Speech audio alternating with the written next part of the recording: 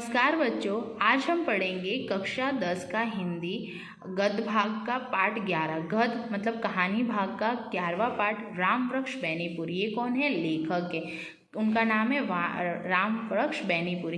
पहले हम रामवृक्ष बेनीपुरी के बारे में पढ़ते क्योंकि इसमें से आपके एग्जाम में प्रश्न पूछे जाते हैं। रामवृक्ष बेनीपुरी का जन्म बिहार के मुजफ्फर जिले के बेनीपुरी गांव में सन 1899 में हुआ था। कहाँ पर? बिहार के मुजफ्फर जिले के बेनीपुरी गांव में। कब हुआ था? 1899 में। माता पिता का निधन बचपन में ही हो जाने के कारण जीवन के आरंभिक वर्ष अभाव, कठिनाइयों और संघर्षों में बीते। अब जिनके माँ बाप नहीं होते तो उनको बहुत सारी कठिनाइयों का सामना करना पड़ता है। तो रामवृक्ष बेनीपुरी के साथ भी ऐसा ही हुआ। 10वीं तक की शिक्षा प्राप्त करने के बाद वे सन 1920 में राष्ट्रीय स्वाधीनता आंदोलन में सक्रिय रूप से जुड़ गए। 1920 में उन्होंने क्या किया? राष्ट्रीय स्वाधीनता आंदोलन जो चल रहा था उसके अंदर जुड़ गए कि हमारा राष्ट्र क्या है, खुद स्वाधीन है। कई बार वो क्या गए? ये जेल भी गए। इनका देहावसान मतलब निधन हो गया था 1968 में। 15 वर्ष की आयु में बेनीपुरी जी की रचनाएं पत्र पत्रिकाओं में छपने लगी। जब ये 15 वर्ष के थे तो ये अपनी जो रचनाएं थी, जो लिखते थे, वो छोटी छोटी पत्र पत्रिकाओं में छपने लगी। वे बेहद प्रभावशाली पत्रकार थे। ये कौन थे? न्यूज़ रिपोर्टर थे। उन्होंने अनेक दैनिक, साप्ताहिक और मासिक पत्र पत्रिकाओं का संपादन किया। दैनिक मतलब रोज, साप्ताहिक मतलब क्या होता है? पूरे हफ्ते की, और मासिक मतलब पूरे महीने की, जिसमें तरुण भारत, किसान मित्र, बालक, युवक, योगी, जनता, जनवाणी और नई धारा उल्लेखनीय। ये सारी पत्रिकाएं किसने लिखी थी? रामवृक्ष बेनीपुरी ने। गद्य की विविध विधाओं में उनके लेखन को व्यापक प्रतिष्ठा मिली है। उनका पूरा साहित्य बेनीपुरी रचनावली में 8 खंडों में प्रकाशित है। अब वो क्या बोल रहे हैं कि लेखन में इनको बहुत अच्छी प्रतिष्ठा मतलब प्रसिद्धि मिली, और उन्होंने जो भी लिखा है वो किसके अंदर है? बेनीपुरी में 8 खंडों में विभाजित है। उनकी रचना यात्रा के महत्वपूर्ण पड़ाव। अब उन्होंने देखो उपन्यास लिखे थे, पतितों के देश में, चिंता के फूल, उन्होंने कहानी लिखी थी, वो नाटक भी लिखते थे, अम्बपाली, माटी की मूर्ति। रेखा चित्र ये होता है कि बेटा चित्र के माध्यम से बताना। पैरों में पंख बांधकर, यात्रा वृतांत, यात्रा का बताया, जंजीरें और दीवारें, ये संस्मरण मतलब यादें वाली, ये सब चीज़ें किसने लिखी थी? रामकृष्ण बेनीपुरी ने। उनकी रचनाओं में स्वाधीनता की चेतना, मनुष्यता की चिंता और इतिहास की युगानुप्रण व्याख्या है। विशिष्ट शैलीकार होने के कारण उन्हें कलम का जादूगर कहा जाता है। अब ये विशिष्ट शैली से लिखते थे, इसलिए इनको क्या कहा जाता है? कलम का जादूगर। अगर आपका हिंदी में प्रश्न पूछा जाए कलम का जादूगर किसे कहा जाता है, तो रामवृक्ष बेनीपुरी को। अब हम पढ़ते हैं कि सारांश पढ़ते हैं इस अध्याय में हमको क्या क्या पढ़ना है। बाल गोविंद भगत के बारे में लिखा है रामवृक्ष बेनीपुरी में। रेखा चित्र के माध्यम से आपको प्रश्न पूछा जा सकता है कि बाल गोविंद भगत जो कहानी है वो किसके माध्यम से लिखी गई है? तो रेखा चित्र के माध्यम से। जो मनुष्यता मतलब लोगों के अंदर अभी भी भाईचारे की भावना है, लोक संस्कृति और सामूहिक चेतना का प्रतीक है। वेशभूषा या बाह्य अनुष्ठानों से कोई सन्यासी नहीं होते। यहाँ पर बताया है कि सन्यासी के बारे में कि जो सन्यासी लोग कपड़े पहनते, अनुष्ठान करते, उन्हीं से वो सन्यासी नहीं बनते। सन्यास का आधार जीवन के मानवीय सरोकार का होता है। अब मतलब हमेशा मतलब सन्यासी कौन होते हैं? जो अपने अंदर मानवीय भाव रखते हैं। बाल गोविंद भगत इसी आधार पर लेखक को सन्यासी लगते हैं। यह पाठ सामाजिक रूढ़ियों पर भी प्रहार करता है, मतलब समाज के अंदर जो रूढ़ियाँ, अंधविश्वास है, उन पर भी क्या करता है? व्यंग करता है, प्रहार करता है। इस रेखा चित्र की एक विशेषता यह है कि बाल गोविंद भगत के माध्यम से ग्रामीण जीवन की सजीव झांकी देखने को मिलती है। अब यहाँ पर ग्रामीण जीवन के इस अध्याय में हम ये जो रामवृक्ष बेनीपुरी ने जो रेखा चित्र दिया है बाल गोविंद भगत का, इसके अंदर ग्रामीण जीवन मतलब गाँव का जीवन कैसा होता है उसके बारे में हमको क्या मिलेगी? जानकारी मिलेगी। तो हम चलो अध्याय को पढ़ते हैं। बाल गोविंद भगत, पहले इसमें दे रखा है बाल गोविंद भगत कैसे दिखाई देते थे। बाल गोविंद भगत मंझोले कद के गोरे चिट्टे आदमी थे। गोरे तो आपको पता ही है, गोरे चिट्टे मतलब कलर में साफ थे। मंझोले मतलब ना बड़े ना छोटे। 60 की उम्र के थे। उनकी उम्र कितनी थी? 60 से ऊपर। बाल पक गए थे, मतलब कैसे हो गए थे, सफ़ेद हो गए थे। लंबी दाढ़ी या जटाजूट तो नहीं रखते थे, किंतु हमेशा उनका चेहरा सफ़ेद बालों से जगमग रहता था। अब वो जटाजूट सन्यासियों के जैसे दाढ़ी नहीं रखते थे, हाँ, पर थोड़ी थोड़ी वो दाढ़ी रखते थे, और उनके बाल कैसे थे, सफ़ेद थे, और उनके चेहरे पर वो दाढ़ी हमेशा जगमगाती रहती थी।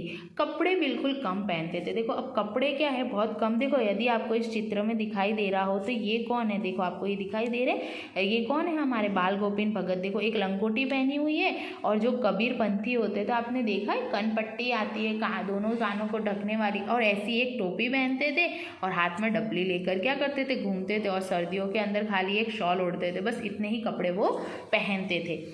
कमर में एक लंगोटी मात्र, और सिर पर कबीर पंथियों किसी कनपट्टी टोपी।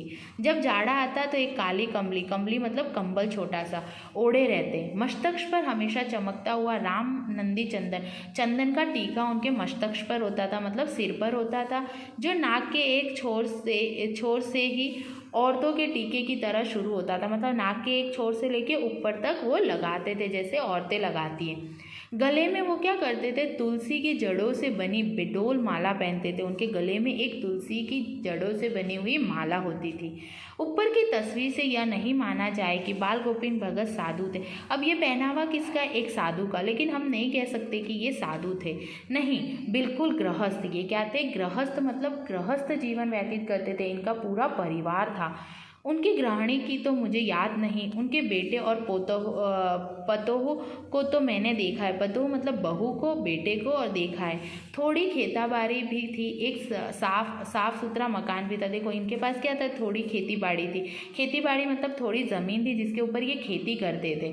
साफ सुथरा उनके पास एक मकान भी था। साधु के पास होता है, नहीं होता। ये साधु होते हुए भी गृहस्थ जीवन व्यतीत करते थे, किंतु खेती बाड़ी करते, परिवार रखते भी बाल गोविंद भगत साधु थे। देखो आ गया, इनके पास खेती बाड़ी भी थी, परिवार भी था, फिर भी ये साधु जैसा जीवन व्यतीत करते थे। साधु की सब परिभाषाओं से खरे उतरने वाले। साधु कैसे होते हैं, वो सारी ही क्या थी, इनके अंदर वो खूबियाँ थी जो एक साधु में होती थी। ये क्या करते थे, कभी क्रोधित नहीं होते थे, कभी झूठ नहीं बोलते थे, बिना बात किसी से लड़ाई नहीं करते थे, कबीर को साहब मानते थे, और ये अपना जो कबीर थे उनको अपने साहब मानते थे, गुरु। उन्हीं के गीतों को गाते थे, और कबीर के गीतों को ही वो गाते थे, और उन्हीं के आदर्शों पर चलते थे। जैसे आप आपके गुरु के आदर्शों पर चलते हो, आपके गुरु अच्छे होते तो उनके आदर्श पर आप भी चलना शुरू करते हो। कभी झूठ नहीं बोलते थे। देखो मैंने अभी आपको बताया, खरा व्यवहार करते थे। खरा मतलब सभी के साथ न्याय का व्यवहार करते थे। किसी से भी दो टूक बात करने में संकोच नहीं करते थे, मतलब सबसे बात करते थे। अगर वो सच्चे तो सभी से बात करते थे, ना किसी से खामखा झगड़ा मोल लेते थे, और किसी से कोई झगड़ा नहीं करते। किसी की चीज़ नहीं छूते थे, ना अगर रोड पर किसी की चीज़ हो सड़क पर तो भी वो किसी की चीज़ छूते ना थे, ना बिना पूछे व्यवहार में लाते, और ना बिना पूछे किसी की चीज़ को अपने उपयोग में लेते थे। तो ये सारे गुण किसके होते, एक साधु के, जो किसके अंदर थे, बाल गोविंद भगत में। इस नियम को कभी कभी इतनी बारीकी तक ले जाते कि लोगों को कौतूहल होता। कौतूहल मतलब आश्चर्य होता। कभी वह दूसरे के खेत में शौच के लिए भी नहीं बैठते थे। शौच के लिए भी आपने देखा ना कि पहले के लोग खेतों में शौच जाते थे, लेकिन कभी वो किसी और के खेत में नहीं बैठते थे। वह गृहस्थ थे, लेकिन उन सब चीज़ साहब की थी। वो गृहस्थ जीवन व्यतीत करते थे, लेकिन सारी चीज़ें किसके जैसी करते थे, उनके गुरु साहब जो कबीर है उनके जैसी। जो कुछ खेत से पैदा होता सिर पर लाद कर पहले उसे साहब के दरबार में ले जाते, जो उनके घर में 4 कोस दूर पर था। देखो अब इनके खेत में जो भी उगता था वो क्या करते थे, अपने सिर पर लाद कर, मतलब सिर पर रख कर दरबार में ले जाते थे, जो उनके घर से 4 कोस दूर था। एक कबीरपंथी मठ से मतलब वहाँ पर क्या था, एक कबीरपंथी मठ था। मठ मतलब मंदिर था। वह दरबार में भेंट रूप रख लिया जाकर प्रसाद के रूप में जो कुछ उन्हें मिलता उसे घर लाते और उसी से गुजारा चलता था। दरबार के अंदर भेंट रूप में ले जाते थे, और उस भेंट में से उनको वापस जो प्रसाद के रूप में मिलता था उसी से अपना घर चलाते थे और अपना जीवन निर्वाह करते थे। इन सब के ऊपर मैं तो मुक्त था। उनके मधुर गान पर जो सदा सर्वदा ही सुनने को मिलते। अब उनके गाने बहुत क्या थे, मधुर थे। कबीर के वे सीधे साधे पद जो उनके कंठ से निकलकर सजीव हो उठते थे। सजीव होना मतलब जान आ जाना। कबीर के जो पंथ थे उनको वो बहुत अच्छे से क्या करते थे, गाते थे। इन सब आषाढ़ की रिमझिम में, आषाढ़ में क्या होती है, थोड़ी थोड़ी रिमझिम बारिश होती है। समूचा गांव खेतों में उतर पड़ा है। क्यों? क्योंकि अब बारिश होगी तो खेत जोतने पड़ेंगे, बीज बोने पड़ेंगे। कहीं हल चल रहे थे, हल चलते आपने देखा है ना, खेतों में हल चलते हैं। कहीं रोपनी हो रही थी, रोपनी मतलब बीजों को बोना। धान के खेत आपने देखते हो, चावल के खेतों में बहुत सारा पानी होता है, उसके अंदर बच्चे खेल रहे थे। औरतें कलेवा लेकर मेड़ पर बैठी थी। खेत के चारों तरफ आपने मेड़ देखिए, उस मेड़ पर कलेवा लेकर मतलब हाथ में, और जो खेत में जो सारा सामान होता है वो लेकर बैठी थी। आसमान बादल से घिरा था। अब आसमान में क्या था, बादल छाए हुए थे। धूप का नाम नहीं, आषाढ़ में धूप बहुत कम होती है। ठंडी पूर्वाही चल रही थी। पूर्वाही मतलब हवा, ठंडी हवा चल रही थी। ऐसे ही समय आपके कानों में एक स्वर तरंग झंकार सी उठी, और उन औरतों के कानों में एक क्या हो गया, स्वर झंकार से मतलब छन से आवाज़ आने लगी।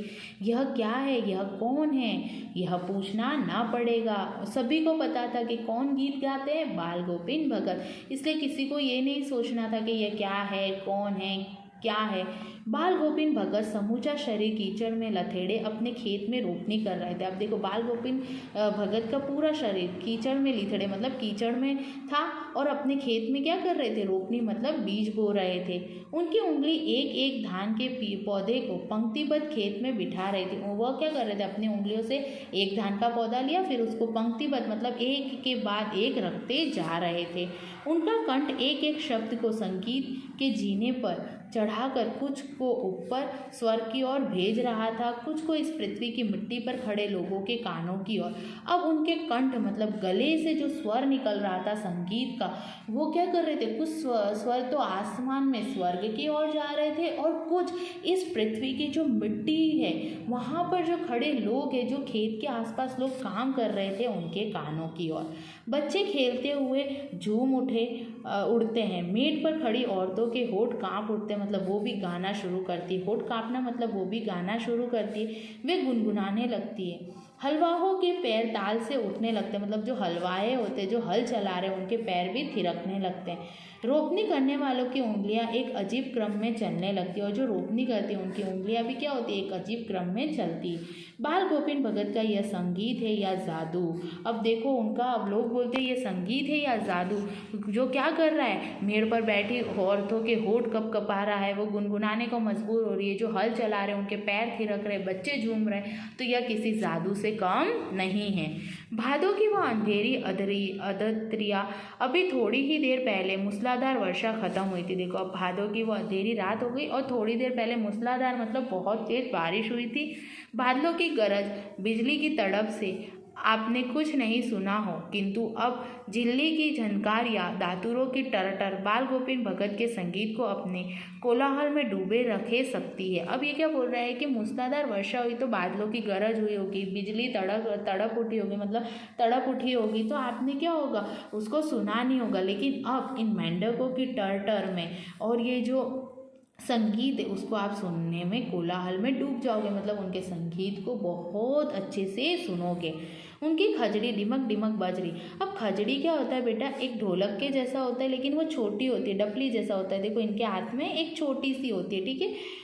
वे गा रहे। अब क्या गा रहे, गोदी में पीवा चमक उठी सखिया, चिहुक उठी ना, पिया तो गोद में ही है किंतु वह समझती है वह अकेली। अब ये क्या हो रही, गोदी में पीवा मतलब मेरे गोद में कौन है, मेरे पिया। चमक उठी सकिया, सारी जगह क्या हो रही है, चमक उठे। चहक उठी ना, सब क्या हो गए, चहक गए हैं। वह समझती है वह अकेली है, चमक उठती है, चिहुक उठती है। अब वो बोल रही है वह अकेली है, इसलिए वो चमक भी उठती है और चिहुक भी मतलब गा भी लेती है। उसी भरे बादल वाले भादों की आधी रात में उनका यह गाना अंधेरे में अकस्मात कौंध उठने वाली बिजली की तरह किसे न चौंका देता।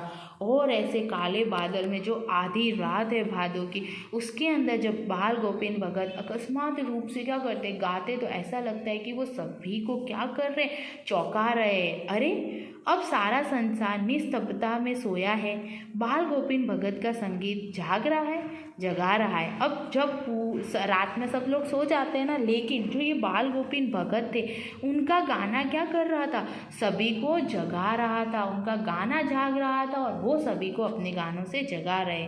तेरी गडरी में लगा चोर मुसाफिर जाग जरा, भाई तेरे यहाँ पर क्या है, तेरे गडरी में लगा चोर, चोर लगा हुआ है, मुसाफिर जाग जरा। मुसाफिर मतलब जो लोग यहाँ आते हैं उनके बारे में बताया कि मुसाफिर जाग जरा, सो मत। तो ये क्या करते थे कि रात्रि के अंदर भी अपना मधुर संगीत गाते थे और लोग जो थे उसको बहुत सुंदर तरीके से क्या करते थे, देखते थे। अब हम इसके अगले वीडियो के अंदर देखेंगे इसके आगे का भाग कि कैसे बाल गोविंद भगत ने अपने पुत्र वधू से ना अच्छा व्यवहार किया अपने बेटे की मृत्यु के बाद। ओके, धन्यवाद।